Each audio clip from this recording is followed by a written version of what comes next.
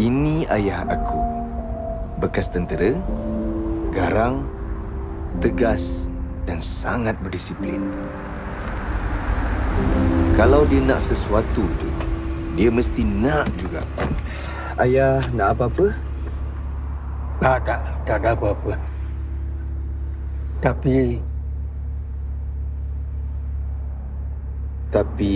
apa ya? Ayah nak pergi toilet? dah. Raya ni, ayah nak kahwin. Tapi kali ni, permintaan dia lain macam sikit. Kahwin dengan siapa?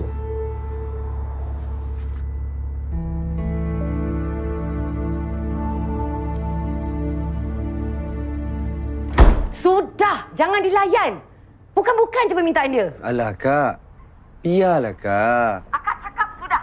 Kau jangan nak layan benda-benda merepek-merepek ni, Betul ke, Mak? Raya ni Mak nak teruskan majlis tu juga.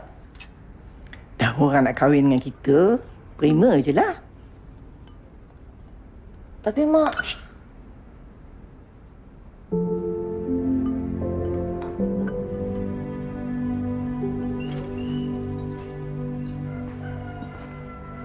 Angkat kain ke, Cik Timah? Abang meja. Tak ada, siram pokok bunga. Oh, ya. Angkat kain lah. Hujan lah.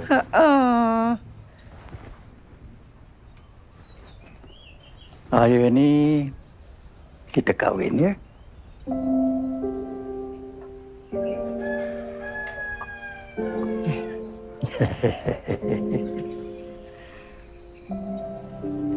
Nah, boleh saya tolong?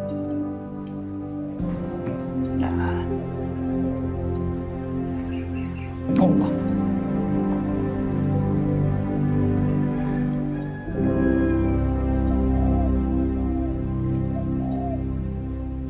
Ya.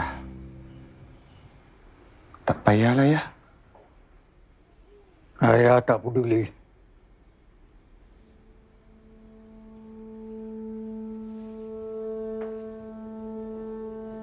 Dengar sini. Tak payah, ya. Ayah dah tua. Tak payah, Tak tahu ya. berapa lama lagi ayah boleh hidup kat dunia ni. Ayah minta satu ni je. Ayah tak ada minta benda yang lain.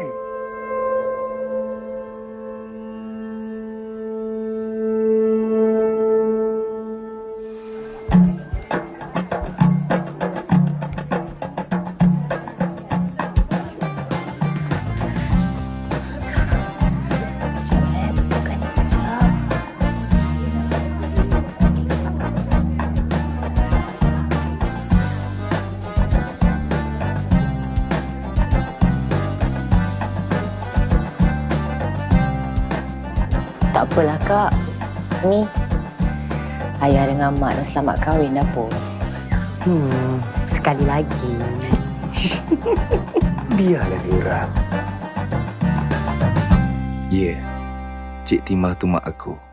Dah lebih 40 tahun dah diorang kahwin. Tapi sejak kebelakangan ni, ayah aku ada masalah dengan memori dia. Thank you, soldier. Dia macam jatuh cinta semula dengan mak aku. Sweet kan? Kita pun tak tahu sampai bila diorang ada dengan kita. Tak apa. Yang penting, diorang happy. Awak janji ya, awak akan jaga saya sampai bila-bila ya, Cik Timah? Sampai bila-bila, Tuan Meja. Hingga hujung nyawa.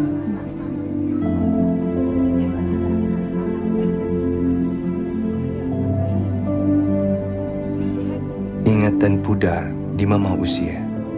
Kasih sejati kekal hingga ke hujungnya. Salam Aidilfitri dari BH Petrol.